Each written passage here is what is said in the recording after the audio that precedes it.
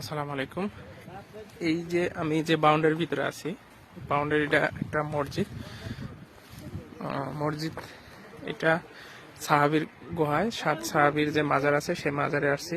এই গুহার নিচে 7 জন সাহাবী 300 বছর ঘুমিয়েছিল। 300 বছর এর ভিতরে ঘুমিয়েছিল এবং তখনকার যে মানে অত্যাচারী রাজা ছিল বা বিধর্মী রাজা ছিল, তাদের অত্যাচারের হাত থেকে বাঁচার জন্য এই গুহায় ঘুমিয়েছিল। আল্লাহ তাআলার অশেষ রহমতে কুদরতিতে তারা 300 বছর ঘুমিয়েছিল এবং এখানে নামাজ ঘর এই গুহার উপরে, এই মসজিদের নিচে এই যে গুহাটা আমি লাইভে দেখাইছি।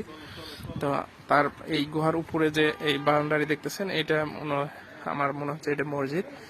কারণ এই যে 4টা পিলার, এই যে একটা 5টা পিলার, ওই যে নামাজের যে মেম্বার থাকে বা জায়গা থাকে, এইটা হলো সেই জায়গার গোল। এই যে আমি যাচ্ছি, এইটাই হলো এই নামাজের যে জায়গা, এখানে এটা মসজিদ ছিল।